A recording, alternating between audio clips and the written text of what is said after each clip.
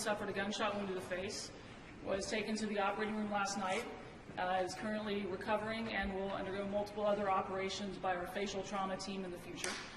But again, he is stable right now. Another officer also sustained a gunshot wound to the face. Fortunately, he will not require surgery and will most likely be discharged home later today. He's doing well. And finally, the third officer also sustained a knee injury during the altercation. He has already undergone surgery by our orthopedic trauma team. He's also recovering and will most likely be sent home later this week. I would like to take this opportunity to thank our first responders, including the Houston Fire Department, who was available on scene, quickly assessed, treated, and transported the patient to our hospital. I also want to take this time to thank Memorial Hermann Lifelight and also all of the physicians, nurses, and techs in the ER and the operating room who did their job fantastic yesterday. Each step in trauma is critical. Time is of the essence. Time is extremely important, not only in the pre-hospital setting, but also once you arrive to the hospital. And I'm very proud of our team for doing their job yesterday. Memorial Hermann Hospital is here for the men and women who serve our community. We are also honored to take care of our police officers and our community, and are always ready to help you if you're injured. Again, Dr. McNutt, again, on behalf of all of our officers, not just for yesterday, but for what you do, not just for our officers, but this community, we just want to say thank you. You use the word heroes all the time, but the doctors and nurses at this institution, the firefighters, everyone that was involved, the Lifelight, just they're all heroes in our eyes, and we're just very blessed. So again, thank you, and thank you for being here this morning. And so again, I want to update everyone on some of the information that you may or may not have. But let me just say that the involved officers are all undercover narcotics officers because of security concerns and some other issues and ongoing investigations. We will not be releasing names at this point, at this time, but you know, we're very much, Commander Follis, come up here. We're all believe in transparency, and when we can, we'll release more information. So I will be releasing today the names, not the names of the officers, but their age, not years of service, just to give you a flavor for the type of individuals that we have. As you know, yesterday, about 4:30, shortly before 5 o'clock, narcotics officers from the Houston Police Department, from the Group 15, initiated a search warrant at the location at the 800 block of Harding Street. Upon making entry, they immediately came under fire. The first officer through the door, armed with a shotgun, was charged immediately by a very large pit bull that charged at that officer. He discharged rounds that we know that the dog was struck and killed. At the same time, a male suspect came from around the back and started an open fire with a .357 Magnum revolver. That officer was struck in the shoulder. He went down, fell on the sofa in the living room, at which time a female suspect went towards that officer, reached over the officer, and started making a move for his shotgun. At that time, backup officers, other officers on the staff that made entry, discharged their firearms, striking that female suspect. An exchange of gunfire continued between that officer who was struck. The first, the officer that I described yesterday, that's 54 years of age, this is the third time in his career he's been shot. And this guy is 54, and here he is, not retired, but actually being the case agent. That officer, who's actually the officer that breached the door, and when you breach the door, you don't make entry, your other officers make entry, immediately knew that he had his partners were down, and he made entry. When he made entry, he himself got shot. After we had 2 officers down and another one shot, the remaining officers in the stack started laying down cover fire, left positions of cover themselves, and they all, I believe, heroically pulled their fellow officers out of harm's way. And then we all know what happened between Lifelight, EMS, and Houston Police, where we escorted everybody here either by ambulance or by helicopter. The injured officers, the officer that was shot in the face, again, that hopefully will be released sometime today or tomorrow, sometime this week, is a 50-year-old sergeant and a 25-year veteran of the Houston Police Department. Another officer that sustained the injury to his knee that actually required surgery and has been completed and will probably get out this week is a 50-year sergeant and a 50-year-old sergeant and a 27-year veteran. The officer that I described, senior officer I described, is 54 years old and a 32-year veteran, and the case agent is the one that after he saw his fellow officers come under fire, he heroically made that entry, and I'm just going to say it, he just passed a note to one of our officers that said, I had to get in there because I knew my guys were down. And that just speaks volumes as to this man and just his courage under fire. And another officer was a 33-year-old officer, 10-year veteran, and he sustained, again, a shoulder wound, and he was released yesterday, but he did sustain a shoulder wound from the gunfire. The last officer that was struck, you all know that we talked about him yesterday, but the family has asked that we not talk further about his medical condition, but I will say this, he's in a fight, he's stable, but we need to pray for all these officers, especially the last officer. We just need the community's prayers for him and his family and for all these officers, including the ones that weren't shot. If you can imagine the guilt that gets in, the what-ifs, the second-guessing, why wasn't me, all those things. So all these officers need prayers. Now, the investigation is ongoing as to the officers that I mentioned that have been shot in terms of which ones, we haven't been able to debrief them, so we can't tell you which one of them at this point, specifically who returned fire.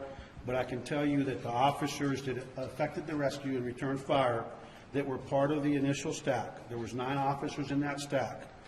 One is a 30-year veteran, a 30-year-old officer and a 9-year veteran. The second officer, and these guys were newer on the team, so they were back in the stack, is a 32-year-old officer and a 10-year veteran. Another officer is a 37-year-old officer and an 8-year veteran. And the last officer that discharged that we have determined so far is a 36-year-old officer and 11-year veteran. We do not have cameras on us when we make these entries. There were no cameras, no body-worn cameras, so if anyone's wondering about that, they need to know that we do not have cameras. The officer, that's the 54-year-old officer, 32-year veteran, this is his 3rd time being shot. He was shot in the line of duty in 1992 and again in 1997. We have identified our suspects, and our suspects next of kin have been notified, and I'm going to, if Bobby, can you hold the suspects, and one of you guys hold the suspects? The female suspect that you see there that actually was shot in the living room when she went to grab the fallen officer's shotgun is identified. She's a female white, identified as, and I will spell it out for you. First name, Regina, R-H-O-G-E-N-A. Regina, R-H-O-G-E-N-A. Last name of Nicholas, N-I-C-H-O-L-A-S. N-I-C-H-O-L-A-S. She was 58 years of age. The male suspect that actually engaged in the firefight with the officers is 59 years of age. He's also a white male, and he is identified as Dennis, D-E-N-N-I-S, Tuttle, T-U-T-T-L-E. Tuttle, T-U-T-T-L-E. The female is Regina, R-H-O-G-E-N-A. Last name of Nicholas, N-I-C-H-O-L-A-S, 58-year-old white female. We're not going to talk about their criminal histories. That's part of the investigation, and we've got a lot to go into their background to see what we can learn about. That's part of our ongoing investigation. A search warrant was conducted last night, and a search of the premises revealed the presence of marijuana in the location. We've also recovered another drug, white powdery substance believed to either be cocaine or potentially fentanyl. We recovered two 12-gauge shotguns, one 20-gauge shotgun, one 22 caliber rifle, and one Remington 700 rifle. Those are the items that were recovered in the target location. The investigation into that location will continue, and the investigation into the officer-involved shooting will continue with the assistance of the Harris County District Attorney's Office. Obviously, our Special Investigations Unit, which is our specialized unit that conducts investigations to officer-involved units, and lastly, the Internal Affairs Unit that will conduct an administrative review into everything from A to Z, tactical plans, everything that went into this operation to ensure that all departmental policies were adhered to. All the officers that were involved in the officer-involved shooting will be placed on administrative leave consistent with the departmental policy. They've all been debriefed. We've had psychological teams. We had 3 of our psychologists here yesterday. Our peer support folks were here yesterday, and our peer support and psychological services will also be debriefing family members of our involved employees or any of our employees that need it, our dispatchers, and just the rest of our team. And so with that, I think I've covered everything I needed to cover, and I will open it up to questions from anyone. Chief, who was the officer that was discharged already? Which one was he? Are you serious? Didn't I already tell you guys that? Let me get my little cheaters back on. He was the one that's already discharged. Was a 33-year-old, 10-year veteran, and he was discharged yesterday. And he actually did sustain a gunshot wound to the shoulder. Chief, you mentioned this officer that's been shot 3 times in the line of duty. Undercover officers, how dangerous is this line of work? Well, police work is 2 things that you know about police work. It could be tremendously boring, 98% of the time, and extremely dangerous and dynamic 2% of the time. But we know that they're always in danger, and it's dangerous business we're in. We know that, we live in a society where there's a proliferation of firearms, where you can assume there'll be firearms just about every location that you hit. And unfortunately, some people just don't have a respect for the sanctity of life. And so, but what I'll tell you, I am going to rub that man for 2 reasons. One, I want some of his courage to rub off on me, and the other thing I want to, he's done something good in life that God really watches over him. Yeah, I know you can identify him, but what can you say about him? Did you know him personally? He's a big teddy bear. He's a big African American, strong ox, tough as nails, and the only thing bigger than his body in terms of his stature is his courage. I mean, I don't know. I think God had to give him that big body to be able to contain his courage, because the man's got some tremendous courage. He went in there, and like I said, he passed it on this morning. I had it going, and I'll get emotional thinking about it. I had to go in. My guys, I knew my guys were down. So, what else? Chief, were all of the officers that were wounded inside, were all wounds inside the home? Inside, either inside or at the doorway. So it was a very tight quarter. Unfortunately, when you're going through a door, that's really a fatal funnel. And once you go through the door and you have the first officer that went in with the shotgun go down, our officers don't have a choice. They've got to enter that fatal funnel, go through. The tactical advantage really is in the hands of the suspect. But that's what they get paid to do. You know your brother's down, your sister's down, you go in. That's what they did, and we're really proud of them. Is there a system that the suspects knew full well that the officers were going to be going into that house? That's part of the investigation. I can't tell you. They had a lot of drug houses, and I can tell you this. Chief Dobbins and I were talking about it. The neighborhood thanked our officers because it was it was a drug house that the community, their eyes and ears, and that's how we started. And they said, thank you. They described it as a problem location. They thanked the officers. But a lot of drug houses have surveillance systems that are better than the businesses use. I mean, you're in an illicit business, and we know that they protect, they want to know when the cops are coming, so that's part of the investigation. Chief, I think the thing that's concerning that we're seeing a lot on social media because of all the transparency. Yeah, people are thanking you all for taking the tip seriously and then moving in like you did yesterday. However, a couple of schools are in the area. Nice day yesterday. There are parks nearby, less than a quarter mile away.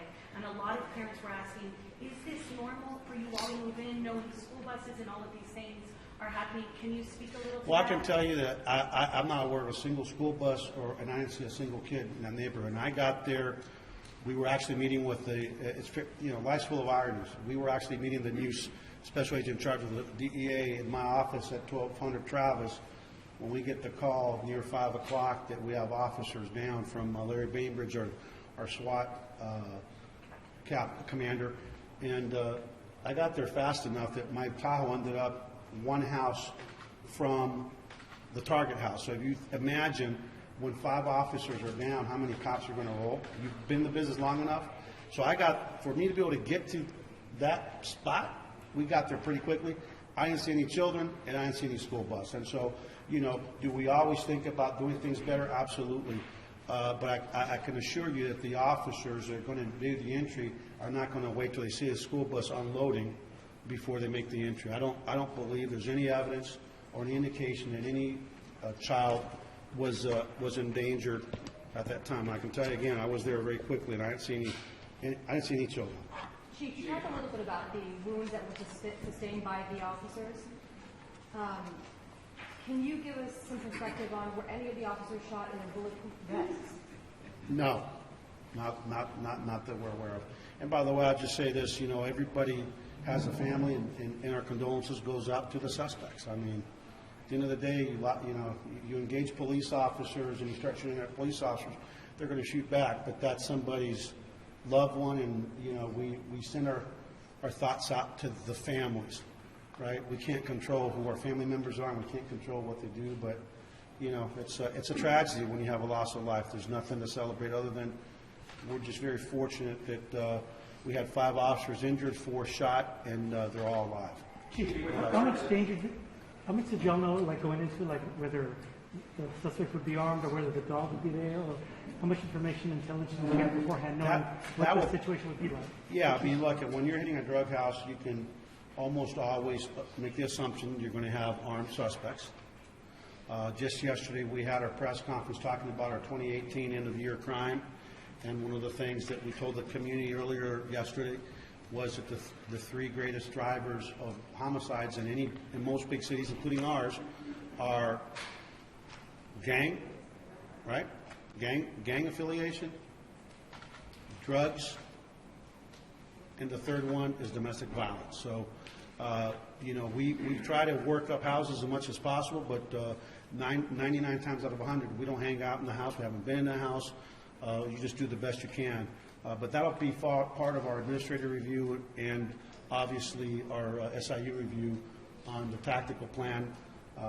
Ultimately, when we have anyone shot, suspect or officers, we always look at the totality from beginning to end of how we conducted the operation to see if there's any lessons learned. That will be part of the review. There's been some chatter among law enforcement officers that there's been a change in these operations where there was a time when you knocked out the door, the bad guys would pretty much give it up. And we've had now, I know this was the last one was kind of drug guys, but where they don't just surrender, they start shooting. Are we seeing a change in the way these guys are reacting to y'all's presence in your country?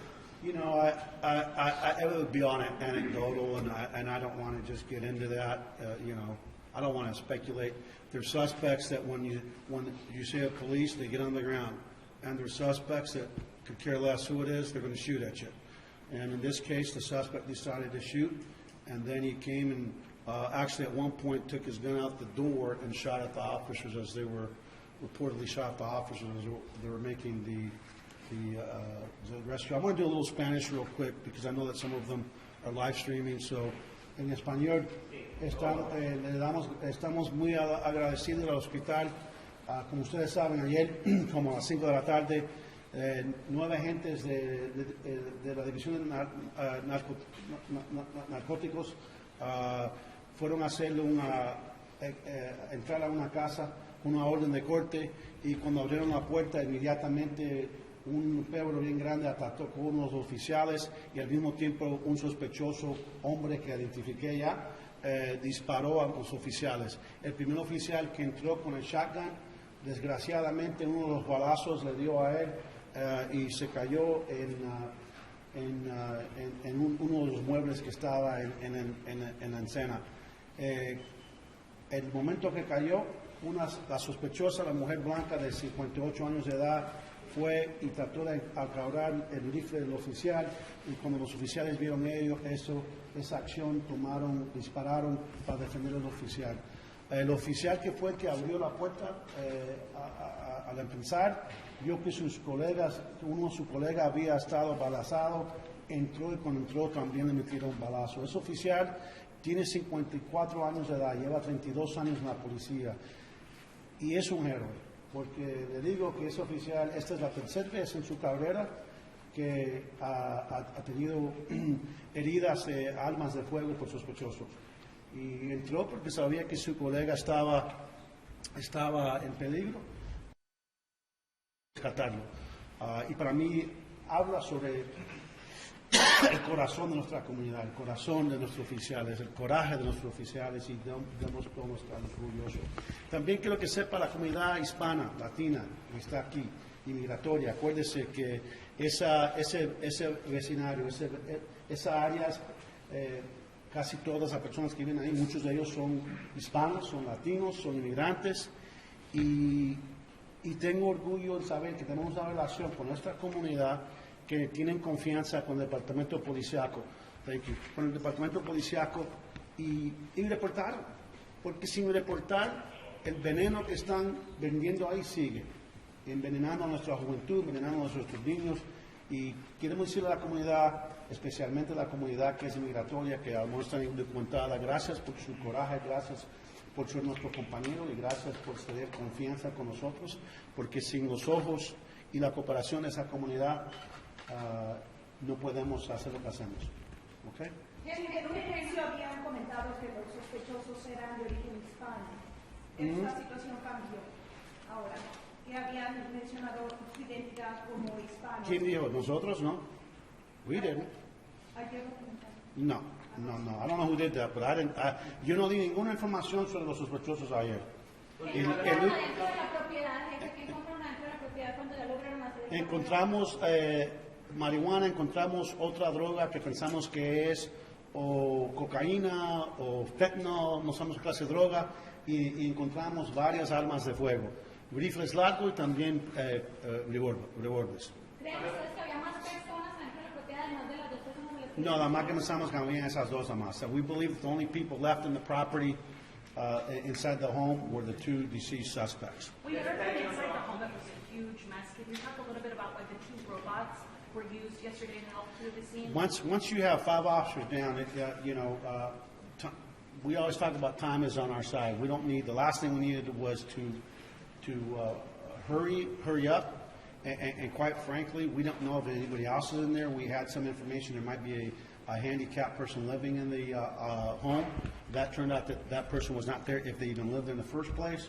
But the robots were used, 2 different robots were inserted into the location to help clear the location, to help try to find other suspects, and most importantly, to provide our tactical team, our SWAT team, a view of what's going on so that they can put together an operational plan to go in, know where the threats are, where people might be hiding, and eventually we're able to clear the house, and HFD declared the 2 suspects, the 58-year-old and the 59-year-old, deceased inside the house. Just to clarify, Chief, Los oficiales, gracias a Dios, tenemos un oficial que tuvo un tiro aquí en el hombro, que ayer lo soltaron, otro oficial que tuvo en su rodilla, que No fue un balazo, pero tuvieron que operarlo. Está aquí todavía, pero está en una condición. Hoy lo operaron esta mañana. Pensamos que va a salir esta semana. Y tenemos otro oficial, el oficial de 54 años, que es un león, ¿no? Es un tigre, es una persona que es un héroe. Él va a estar aquí por un tiempecito, pero con el favor de Dios va a estar bien. Tenemos el otro oficial, el sargento, que le metieron herida en la cara, y él va a estar bien, gracias a Dios. Y tenemos otro oficial que tengo que respetar la familia, pero quiero que sepa la comunidad que está estable, está en condición crítica, y por favor les suplicamos que las oraciones para nuestros oficiales, no solamente los que fueron heridos, pero también las familias, los familiares, los líderes, porque esto es algo que causa emoción para todo el mundo, nuestra familia entera de la policía de Houston. Al fin del día, estos sospechosos tienen familiares que lo aman, y también nuestros pensamientos están con los familiares, los sospechosos.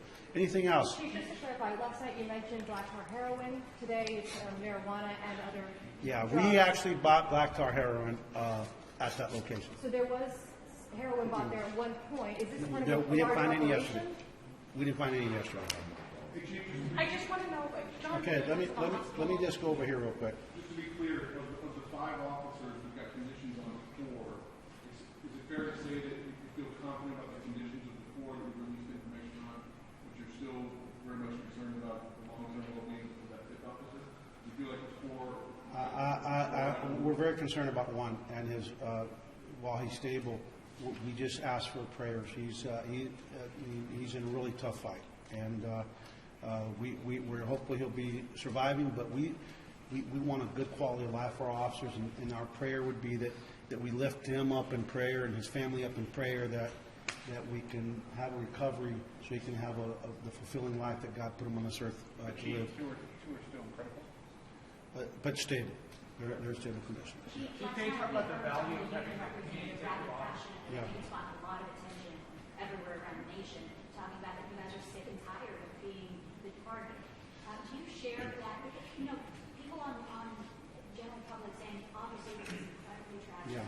but they weren't necessarily targeted or ambushed. So maybe the conversation is going this way when it. Yeah, look, you know, I understand that passion. I understand his passion, his compassion. You know, these people, our men and women, we really are a family.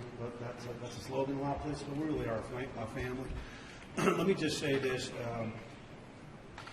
We are being shot on a regular basis. If you look at the officer fatalities this year, from gunfire, they're up. I would say that I would express my personal frustration at lawmakers that know that we have a public health epidemic in this country that we call gun violence. We know that that for whatever reason they offer a lot of prayers, but you know what? We don't need prayers from. We didn't elect people to pray for us. We elect people to lead us. We elect people to make public policy decisions, not based on whatever their primary. The politics of primary politics, right? Because only the bases, basically. And sooner or later, we will reach a point in our country where we're going to say, we're not doing enough about gun violence. And so to the elected officials, I appreciate your prayers, but quite frankly, we've got a community that prays for us. Everybody can pray, but the only ones that can listen to trauma docs, and I'm not going to talk for doc, but there's a reason that the Major City Chiefs Association has put forth a policy paper that talks about some of the steps that Congress can take. They have a national approach to addressing the scourge of gun violence. It doesn't just impact law enforcement. It crushes communities, tears apart families, cuts life short every single day. For everyone that you in the national media cover, there are dozens a day that don't even get a mention. And so my response to me is, criminals are going to be criminals, evil people are going to be evil. The question is, what are policymakers willing to do besides prayers to address a public health epidemic? And Of course, somebody will now tweet, oh, there he goes with his, it's not an anti-gun agenda, it's an proliferation of firearms in the hands of people that have no business having guns. It's an anti, being able to walk to a gun show, and I'm a private seller, I can sell my M&P long rifle with 20 clips to whoever wants to pay without a background check. There are things that we can do that are not being done, and I would say that our frustration should be with people that are elected to make a difference in policy, and instead they only offer prayers. The other thing I will say from my perspective is this: if you know, because we're never in our country where everybody, we want criminal justice reform, right? We want to give people second chances, but when people are involved in violent crime and they're committing felonious assaults with firearms, we need to hold those people accountable. And secondly, and we're talking to the legislature now, we need to hold these felons and these gang members that the first thing they do when they get out of prison is go get their GAT. And I don't mean a group activity ticket, I mean a firearm. They're not carrying it with them just to show off. They're carrying it with them so the second some other gangster gives them the wrong look or disrespects them, or they see a target of opportunity or someone that they know that did a hit on them 2 years ago, we've got to, when we catch felons with firearms, what they are telling us is that they're not going to play by society's rules, and we need to hold those offenders accountable. So that's what I'm going to focus on, because crooks are going to be crooks. The question is, what are we in society and what are elected officials going to do to help make it tough on those crooks to victimize? I'm going to just take two more, and then we'll get out of here. Talk about the value of having the community tip you off and what that means. Hey guys, you know what? Hey, our number one force multiplier is the community. I mean, I want you to think about the Houston Police Department, 640 square miles with 5,200 officers. That's it. 20 years ago, we had 500,000 fewer residents, but 300 more cops. That's not a very good ratio. Our ratio is going down instead of up. And so the thing that we rely on here in the city of Houston is an outstanding police department. It's not perfect, but it's second to none. And most importantly, we work very diligently to build relationships with the community we serve. Without them, without their trust, I mean, this is in the east side that we knew after that SB4, the sanctuary city debate about a year and a half ago, we saw reporting of certain crimes go down. And our reporters that are here locally know that we put a very extensive and ongoing effort going into those communities, letting them know that we're the Houston Police Department, these immigrant communities where we have 600,000 undocumented immigrants, letting them know, hey, we don't care about your immigration status. We care, if you're just here working, we're not ICE. Because we rely on them. They're witnesses, right? They're complainants, and we rely on them. And I think thanks to those efforts, those outreach efforts in Spanish and in other languages, our community trusts us. And I may just say this, so those that don't think we should be doing that, the person that's selling fentanyl to the immigrant community today is selling it to the blue-blooded, blue-eyed, blonde-haired community members tomorrow. And guess what? The life that may be saved is one of your loved ones when people come forward and trust us to take action. They are our greatest force multiplier, and we love our city. And if you talk to any cop in this city, they love the city they work for. I mean, they love this. I've never seen, this is my third police department, I've never seen a love affair between a city and a police department like we have here in Houston. It's a special place. And I think it starts with the tone that the Mayor Turner sets as a welcoming city, and it ends with the tone that the officers in the street set with their community. So one more, and then we'll go. ¿Podrían haber más entonces en este caso? Y esto, ¿qué tan preocupante es la violencia de las armas que mencionó? Mira, sabemos que aquí tenemos una epidemia de salud sobre toda la violencia con las armas de fuego en este país, y como le dije a esta reportera aquí que yo me enojo no con los sospechosos, porque el criminal es el criminal. Yo me enojo con los políticos que no queremos sus oraciones, queremos acción. Queremos que tomen acción para tratar de pasar leyes para asegurar que las armas de fuego están en las manos de miembros de nuestra comunidad que son responsables y que no son criminales. Y que también tienen la salud mental, que es buena salud mental y no están medio locos. Así que La investigación continúa, pero sabemos que sin la cooperación de la comunidad, esta casa vendiendo drogas estuviera aquí ahora mismo también vendiendo el veneno a nuestros niños. Okay? So, is that it, guys? Thank you very Well, you much. said the narcotics officers weren't wearing body cams. Yesterday you said that there were Doc, you uniformed wanna- officers. Did they get any of Yeah, that? thanks, Doc. No, we're done. Thank you.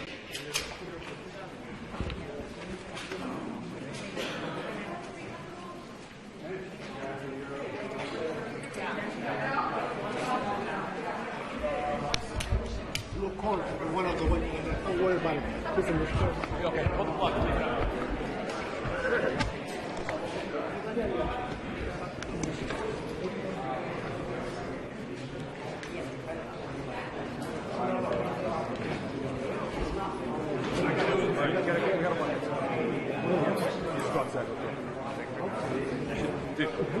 I don't have, you know what I mean, like.